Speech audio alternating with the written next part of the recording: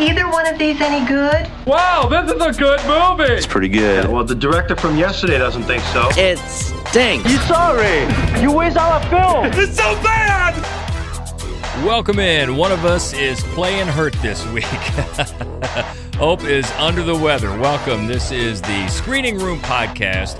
She is an ailing Hope Madden, but toughing it out. Thank you very much. I am George Wolf, and we are from madwolf.com, back to check out the latest movies. See what's worth it this week, and we will start with a sci-fi thriller. Tensions flare in the near future aboard the International Space Station as a conflict breaks out on Earth. Reeling, the U.S. and Russian astronauts receive orders from the ground. Take control of the station by any means necessary. It's I.S.S. Whoa. On January 19th, who survives the war on Earth? The most valuable thing we have on board is a treatment for radiation sickness. Will be decided in space. They told us to take the I.S.S. by any means necessary. The Russians got the same orders as us. Oh my God. I.S.S. He would be the hero with the cure while the rest of us die. Rated R. Only in theaters January 19th. I feel like this movie has a great premise.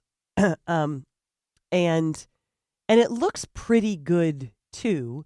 Ariana DeBose plays the new science officer who gets rotated into this space station, which is a small, claustrophobic little space. There are 3 Russian cosmonauts. There are 3 American astronauts. She's the newest. There's zero gravity, so she's got to get used to that. And then the day after she arrives, they're looking out at the beautiful Earth down below, and they see like this, big flash of light, and then another, and then another, and then another, and then they get word that Russia and the United States are engaging in nuclear war. And that's when, as the summary says, they're supposed to take the I.S.S. And it's a great premise, I think. Yeah, it's interesting. It's also because part of the reason they tell them to take it is because there's a bit of technology on board that now is very, very valuable, right? Without giving away too much. Yeah, it is an interesting premise. And the writer is Nick Shafir, and what caught my eye is the director. The director is Gabriella Copperthwaite, who, if you remember Blackfish, she did Blackfish, that very, very influential documentary from years ago. And then she did a movie called Megan Levy, based on a true story about a woman and her combat dog. That was decent. It was decent. This one, there's a few things that are interesting about the movie. Number one, well, as you were saying, right after you saw it, it's rated R, and we don't know why. Yeah, I think that's really going to really hamper its box office, partly because I think people who are going to see it as a rated, they're going to expect it to be more of an action movie or a horror movie, really, and it certainly is neither of those things. There's no blood. And, unless I'm misremembering, I don't even think there's any real language. So I don't know why it got the R rating. I think that's going to be problematic. Well, just according to IMDb, it says rated R for some violence and language. Well, some, but not really enough to get an R rating. You wonder, because you talk about the box office potential of that being muted a little bit by an R rating, but it is curious. But also I thought, maybe nitpicky, they could have picked a more exciting title than I.S.S. But the main problem is, as you said, there's a good premise here that's hampered by poor execution. Yeah. I do like the camera work. There's because it's very limited. You're either inside this very small space station with these people, and so there are 2 different one is like a stationary security camera, and they don't use it they don't go overboard with it, so it does kind of give you the sense that you're peeking at something you're not supposed to see, which I think really amplifies the tensions. And then the other is because there is zero gravity, which is interesting for an action movie because the action is very slow moving, But I think the camera itself has the feel of zero gravity. The camera floats around a little bit, and it gives you the sense of helplessness. Yeah. And then there's not a lot that's shot, sort of outside the space station, but there is a little bit. And, I don't want anybody to think it's going to be like Gravity and, this is not Quaron, but it is pretty effective, especially because, when you see sort of beyond the astronaut and you see beyond the space station, you do see the Earth on fire, and that's a little alarming. I mean, I think there are some great elements here. The two big problems, one is it just throws, there's too many additional storyline issues, which you don't need. The stakes are high enough. And then the other thing is that every performance really pretty one note. Yeah, the cast, you mentioned Ariana DeBose, also Chris Messina, John Gallagher Jr., who we always call Good Guy Jim, That's right, Good Guy Jim. From The Newsroom years ago. That's how we first started podcasting, wasn't it? We had a podcast about The Newsroom back in the day. Also, an actor we love, Pilu Asbeck. He's very good. Actually, Chris Messina and Pilu Asbeck, they both managed to find a little bit of depth in their characters, but the rest really don't. Yeah, and also it's one of those, I think back to the recent furor over the ending of Leave the World Behind. Yeah. It's one of those endings that I don't think people are going to be satisfied with. It's kind of dumb, really. The end is kind of dumb. Yeah, so the whole thing takes a promising premise and sort of wastes it. Yeah. Yeah. And that is out in theaters this weekend, called I.S.S. Next up is a film getting limited release in theaters this weekend and then hopefully wider in the future. This focuses on the unspoken system that has shaped America, and it chronicles how lives today are defined by a hierarchy of human divisions. It's Ava DuVernay's Origin. All over the place.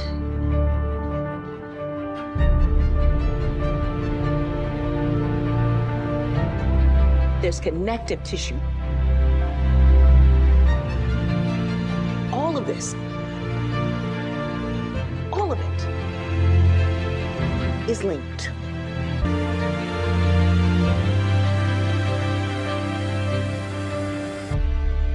This is just a fascinating movie. I really didn't know much about it. And actually, if you just take a look at the poster, the way that she's looking at the sky, you might think, oh, it's some sort of sci-fi thing.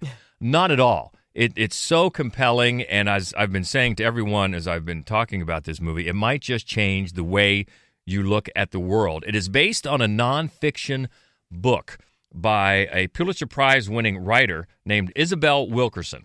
And normally this is a movie that's so full of theories and facts and history, you might think it's usually the kind of book that is made into a documentary. Mm-hmm. And of course, we've seen Ava DuVernay do great documentaries with 13th years ago. But this one, when you think about why did she not do it as a documentary, and I think it's because she chooses to also make it not only about what the book is about, but the journey that led the author, Isabel Wilkerson, to write the book, which is also fascinating, and it adds a different human element to it. But basically, we meet the writer, Isabel Wilkerson, and she is played by Ingenue Ellis Taylor. Oscar nominee, always great. Yes. She's tremendous here. And she's already won her Pulitzer Prize, and she's being prodded by her editors and her colleagues to write about the murder of Trayvon Martin, which has just taken place. Right. That's the time setting that we're in. But she's hoping to take a hiatus to care for her elderly mother, and even her husband, played by John Bernthal, who's wonderful, says that she's happier when she's working. But her mind is sort of restless because she says, I write answers, I don't write questions. And not only the Trayvon Martin tragedy, but then Charlottesville and then other tragic events like that are rising in America. And she says that, according to her, she says racism is not sufficient enough to explain it all. You know, she's restless about what else is going on, and that's what she doesn't feel she can write until she uncovers that. And so, as the movie chronicles her personal journey in leading her to that place, then it also rolls out what she found, and she starts doing research in America's Deep South, and then she goes to Germany for research, and she goes to India for research, and basically what she found and what she rolled out in the book is the fact that there's an underlying caste system that goes back hundreds of years around the world, and these caste systems, all in different countries, are perpetuated by unending violence until such time as the unnatural social order is viewed as natural. And it's so compelling and eye-opening and insightful. And at the same time, you get her personal journey. So you, as well as Wilkerson finds these connective tissue between all these different events, DuVernay is able to find this connective tissue between intimate trauma, because during this time, Wilkerson herself also suffers some very, very personal losses, very heartbreaking losses. So she makes a connection between these intimate traumas and the more systemic traumas, and the basic idea is any kind of trauma like this, it has to be confronted. It must be confronted and exposed, and that is what she was doing with her book, and that is what this movie is doing. And it's just so fascinating. The performances across the board are great. It also features Niecy Nash as Isabel's cousin.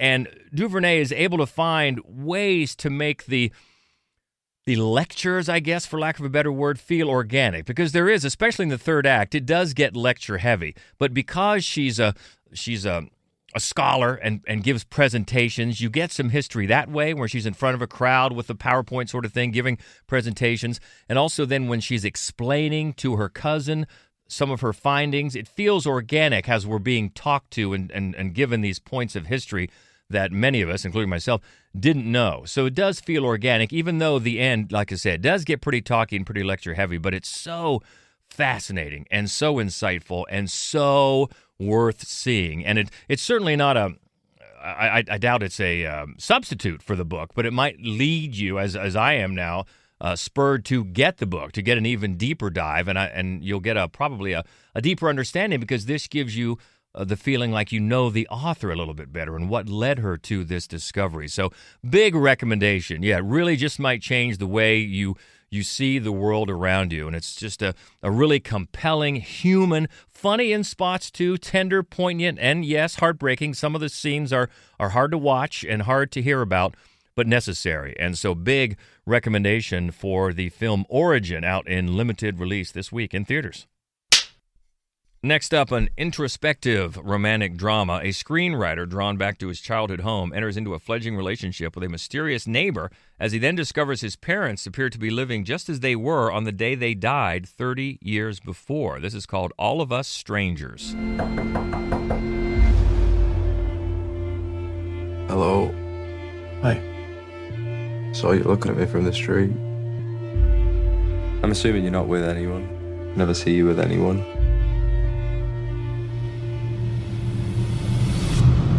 This your mum and dad? Yeah. They died just before I was 12. I'm trying to write about them at the moment. How's it going?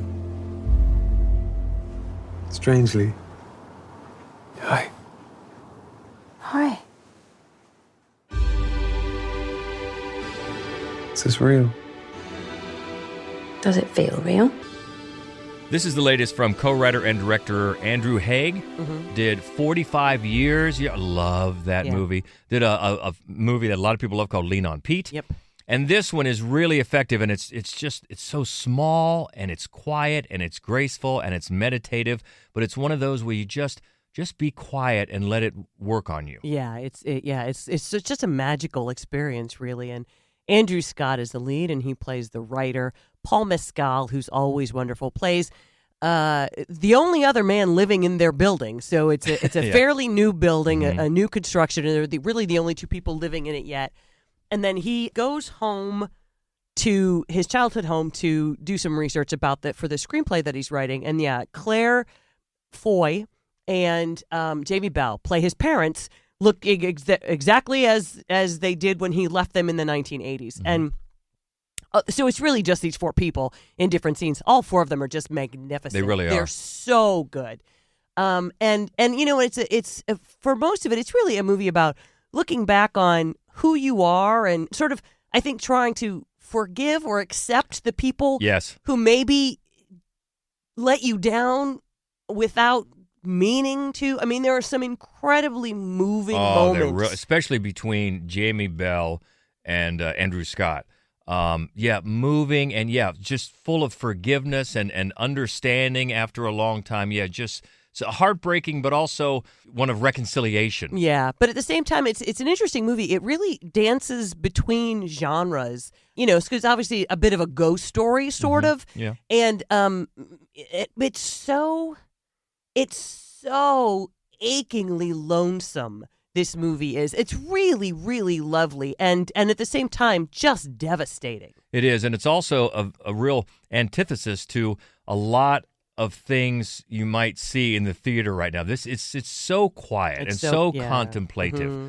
And it's another one that might point to when people say, as they often do, nothing but sequels and superhero movies out now. No, there are plenty of other things. Oh yeah, this is really not like anything else you've seen. No, exactly, and it's so worthwhile. You're right. It's mainly four main performances. Yeah. All of them are great, and you'll just get sucked into the characters and their journeys, especially this one personal journey as he tries to make sense of his past and his relationships. Yeah, and it is heartbreaking, but also very beautiful, and another great success. Very effective film by co-writer and director Andrew Haig, and it's out in theaters now.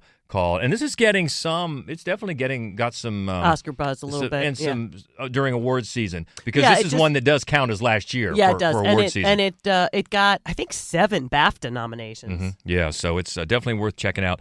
It is called All of Us Strangers. Oh, how about this next one? A comedy, horror, mystery. A small town is shaken by a series of ominous killings in the days leading up to a heated mayoral election. It's called Founders Day. Someone is killing children. Someone hell-bent on uprooting life in Fairwood as we know it, and making us forget who we are and where we've come from. Right now!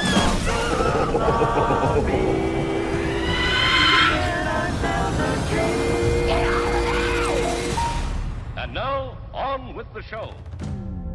We were about, 30 seconds into this movie when I turned to you and said, "This is already dumb." I had to check during the movie. Yes, I got my phone out for a minute because I had to check and make sure that it was listed as a comedy. And that's one of the many problems with this movie. You never know what it's trying to do. There are some parts of it, especially early on, where I'm thinking, oh, okay, all right, then it is a straight-up comedy. This is a spoof. And then No, they're playing it pretty straight here. And it just goes back and forth, and it seems like some characters are in a different movie. Yeah. And it's all the characters are in a bad movie, though. You know what, though? I get the feeling. This is co-writer and director Eric Bloomquist. And I kind of felt a little bit like I.S.S. I thought at the heart of this, there might be a decent idea and a decent whodunit. Maybe. But the execution of it, most, if not all, of the performances are weak. The direction is really sophomoric. If that's, I mean, it's uncomfortable. It's too long. It's boring. It's confusing. What is the end game here? What's the point? Are you trying to make like another Scream? Because there are many parts of this that harken back to movies like that. There's a masked killer and a lot of young people and what's going on and who's really behind it. And we think it's this person because they're never seen at the same time as the killings, but maybe it's not, and somebody else. And then it's set in this small town, I think is in upstate New York. And everything about the town just feels off. Nothing is authentic. You've got this really heated mayor's race going on between the current mayor, Amy Hargraves, who's always good, usually good, and then her challenger. The two of them, to me, are so over the top with their histrionics that those scenes made me think, okay, this is a straight up comedy. But those were the two that seemed the most like they were in a whole other film. Exactly right. And then you've got their kids that are at each other's throats, and there's reasons why everybody doesn't like each other in these past relationships, and who is trying to undermine who, and everything about the town. It seems to be so tiny. Like, even though the mayor's race is so heated, you just get a few of these people that come to these meetings, but yet you see little bits that make it seem like it's a podunk little town, but then other things that we're supposed to believe it's a big with its own, this giant police force, and a lot of cops its own there. Media, TV, radio, talk shows, like. Well, what is it? And why is this mayor's race is treated like a presidential election? And then there's other times when I'm thinking, are they trying to make a political statement here about our current political climate? Right. Maybe. It's just all over the place. Yeah, it's awful, is what it is. Yeah, and I think the direction is poor. Every scene goes on for too long. Every shot goes on for too long. There's a lot of acting by way of one frozen facial expression. It's just, although who plays the sheriff? She was good. She seemed like she had comic timing, and if you gave her anything to work with, she might have done a good job. Yeah, police commissioner Catherine Curtin. I agree. And even her, she's half the time she's got a lollipop like Kojak. Yeah. And things like that make me think, okay, this is a comedy. And then and even if it was a comedy, now the people funny. The people next to us were laughing a decent amount. I laughed a couple of times, but you're just never quite sure what the end game is here. No. And even if it's taken at face value, I guess, of a Scream type slasher, that is very unsatisfying. Yeah, no, it's not. And then in the end, you get the same type of thing, this big explanation, almost like a Scooby-Doo type of thing of who done it and how they done it and what's going on. And the whole thing is just, it's confusing. It's bad. We didn't care for it. No. It's called Founders Day, and it is in theaters now. Next up, a crime drama in theaters. When a renowned private investigator is murdered, his protege takes on the case. As her investigation unfolds, she is forced into a dangerous alliance with his killer to uncover the town's grisly secrets and bring justice to its victims. It's called Cult Killer. It's a murder. That hardly ever happens in our world. The last time a private investigator solved a murder was never. Maybe not, but I promise you that I will. He was stabbed 8 times. In broad daylight. Oh my God. We sell them for money. When does this end? The monster look like everyone else out there. The predator's strength is camouflage. I'm gonna find you. Don't let the monster win. No, never again. They're obsessed with legacy. Cassie! I'm gonna kill you. This one is also dumb, although it takes a little bit longer to figure out how and why that is. Antonio Banderas is the renowned PI, and he's actually quite good in it, as he always is, because I'm effortlessly charming. Alice Eve is his protege. Why isn't she in more stuff? That's a good question. She's quite good too. Usually is, yeah. Uh-huh. And they are both in a small Irish town. And he's investigating this. He's just there to help out the Garda, and while he's doing that, somebody kills him, murders him. So she comes in to take over for him in helping out the Garda. But of course, she just really wants to find out who killed him, and that's okay. That's interesting enough. And then of course, it all has to do with this underlying crime that he's helping the Garda to figure out, and it becomes like First of all, it's called Cult Killer. I'd like to point something out. There's no cult. There's no cult here at all. So that's a weird title. Yeah, we have a problem with titles this week. We really do. And then also there's like, you get around to this, well, why did this person kill Antonio Banderas? It's wildly unclear. She seems to have a really good idea about everybody else but not about, anyway. Once you just get down to it, it's just not very good. None of the other actors are particularly good. And it's a movie that I think almost feels like it's trying to make a statement that it is absolutely not making. Mm-hmm. And again, I hate to keep going back to I.S.S., the ending is not in any way satisfying. And this is writer Charles Burnley, director John Keyes, out in theaters now, called Cult Killer. Next up, a horror thriller. A man, Fallon, roams the land as a creature of the night as he comes to terms with the tragic loss of his family at the hands of a brutal demagogue named Reynolds. It's called Sunrise. Do you drink human blood? You're offering.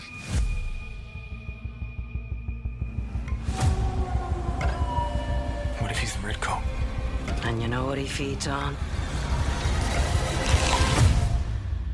What? Fear. I think it's best you be on your way. Stop! I want that bitch out of here. What happened to you? You need to take your family. You need to leave. Trust me. Where's your animals? He took the family. The fields are dying. The land done turned its back on us. It's like we've been poisoned. And we're left with fear. Guy Pearce, right? You know, he's so good, but he really does make an awful lot of bad movies. He does. He does make a lot of them. And this one, boy, this was sort of right in the middle. Again, it's got potential that just seems drawn out. It almost seems like and feels like a short that was just pulled, just extended too much. There's not enough here. It's too much filler. And they've got different genres sort of clashing a little bit. They say it's a horror thriller basically because based on this creature, an urban legend of this creature called the Redcoat. And this is set among the hills of the Pacific Northwest. Not I think Oregon, by a license plate I spied. In an area that's sort of like a law of the hills type of thing. So they have law enforcement, but you're no good around here. Because it's really run by Reynolds, Guy Pearce, and his mom, played by, she was just in the movie of yours. Yes, she was. Olwen Forer, if I pronounced that correctly. And they're both just horrible, hateful people. Nothing but bigots. They want anyone who looks the least bit different out. And so there are some people in town that they want out, and if they won't leave, they have no problem killing them and getting them out. So it's a law of the hills kind of thing. And you've got this urban legend going on about the Redcoat. Guy Pearce doesn't believe it, but Mom says, oh, yeah, he's out there, and you got to feed him, and he feeds on fear. And then Alex Pettyfer comes to town, and we start getting little bits about his backstory and what he and his family went through as possible targets of Guy Pearce and his family and his henchmen. And so it keeps going back to these flashbacks, they'll say 10 years earlier.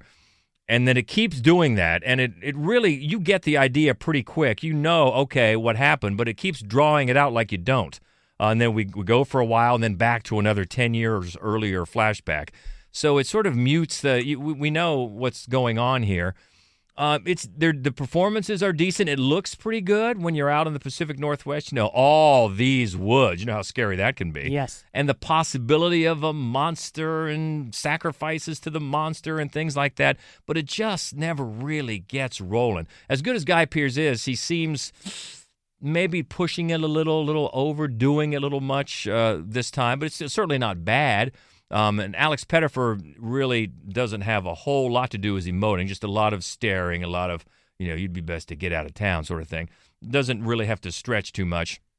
Gets a little bloody, but not much. It's just one that isn't, you certainly don't say it's horrible, but if you're looking for a good creature feature that I think maybe the trailer leads you to believe might be here, I think you might be let down a little bit. This is writer Rowan Blaney and director Andrew Baird, and it's in theaters now, and it's called Sunrise. Also one in theaters this weekend finds Dr. Sigmund Freud inviting iconic author C.S. Lewis to debate the existence of God and his unique relationship with his daughter and Lewis's unconventional relationship with his best friend's mother. This is Freud's last session. Forgive me, but why would you come here to see me if you disagree so passionately with my views? To make you realize that you're wrong. Well done. Good. You've insisted all your lives that the very concept of God is ludicrous. Yes. Why someone of your supreme intellect would suddenly abandon truth and then embrace a ludicrous dream, an insidious lie? Well, I wholeheartedly disagree. Well, of course you disagree. You have to disagree. Otherwise, the entire structure of your childish faith would collapse into rubble. Truth is, you're terrified. We're all terrified. See, you bury your doubts. You bury your memories of the war. But at the core of your being, we're all cowards before death. Christy Robb reviewed this one for us, and it's a fascinating idea. It didn't really happen, or not that we're aware of. It's just this idea of a very, C.S. Lewis was known to be a very Christian. His novels tended to be very allegorical of Christ. Yeah. Mm-hmm. And Freud was a well-known atheist, and so this is like imagining a conversation between the two of them. And for those who don't know, C.S. Lewis, among other things, he wrote what was... Lion, the Witch, and the Wardrobe. Right, exactly, which is full of religious allegories. Yes. The Chronicles of Narnia. And so it's an interesting concept and probably would have been a great short. Both performances are good. Matthew Good is very, very good. As C.S. Lewis. As C.S. Lewis. And, of course, Anthony Hopkins is playing Freud. Of course. And I think if you're going to get somebody to play Freud, well, let's get Anthony Hopkins. I'll be honest with you. I think he's played him before. I think he has, too. He should have. Yeah. It seems a natural. It does. And they're both good. And it's just that it's an interesting enough idea. It's just, again, in the execution, it goes on for too long. And these sort of side, stories and ideas with the daughter and the best friend's mother, they just feel like padding. Yeah, and the the writer and director is Matt Brown, but it's based on a play. And as Christy pointed out, it's very stagey. That could happen sometimes. It's very talky, which you might expect because they're debating ideas. They're debating philosophies. But it can also seem a little stagey. Yeah. And you can get Christy's full review at madwolf.com, and that is for Freud's Last Session. And one more, this is on Prime, a horror sci-fi thriller. After a botched robbery, two men take refuge in a remote and lifeless scientific facility, inadvertently awakening a monster within. It's called Project Dorothy. Something weird about this place, man. The sooner we get out of here, the better.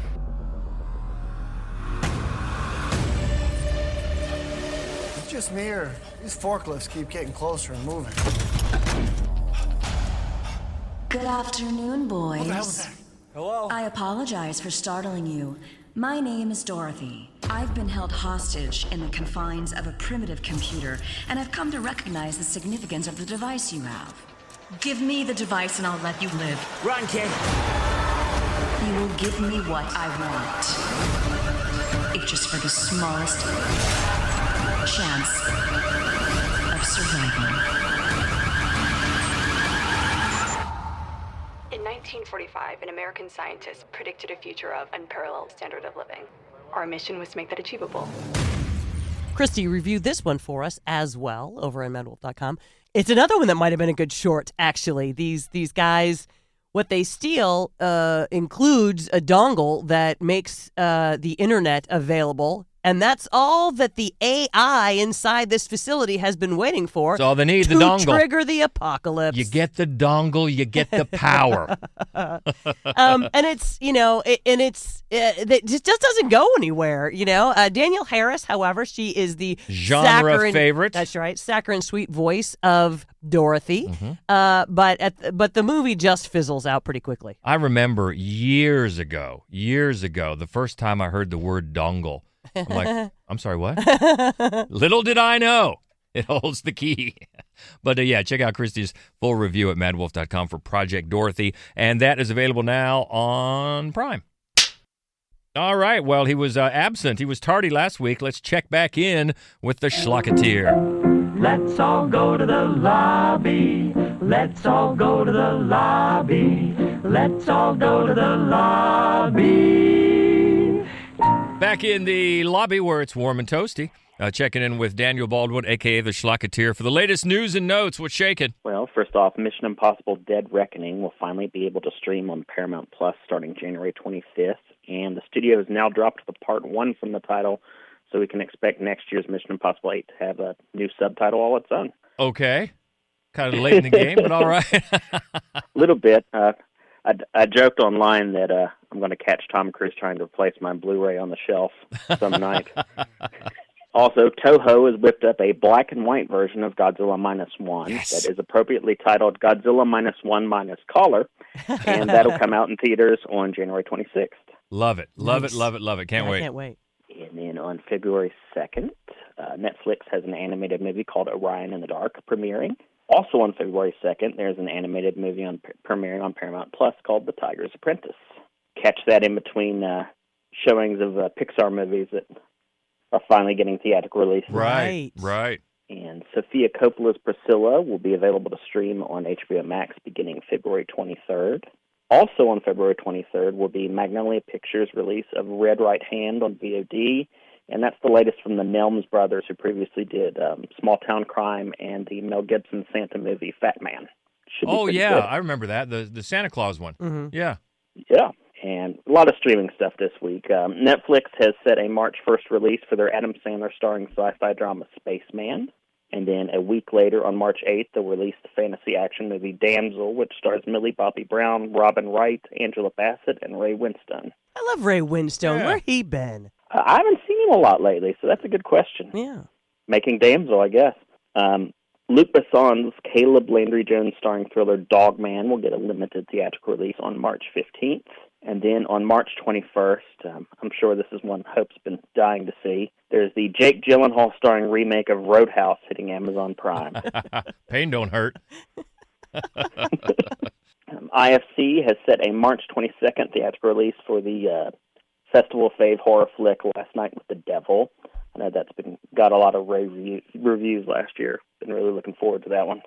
And A24 has moved up the release of Alex Garland's Civil War by 2 weeks. It'll now drop on April 12th in theaters. Good. Also on April 12th will be the VOD release of Wormwood director Kia Roche Turner's killer spider movie Sting. Ho ho. So, a little change of pace there.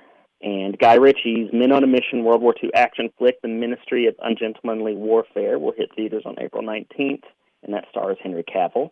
And Guy Ritchie just signed on to do a movie called Fountain of Youth next year with Natalie Portman and John Krasinski. He already has another movie in the can between Gentlemen and that one, and I'm sure he'll shoot another one before Fountain of Youth comes out. Wow. Maybe try Bit of a decaf. machine. Well, he must be drinking the same coffee as Ridley Scott because that man just wrapped Gladiator 2 this week and will be shooting a Western in about a month and a half from now. Good Lord. Yeah.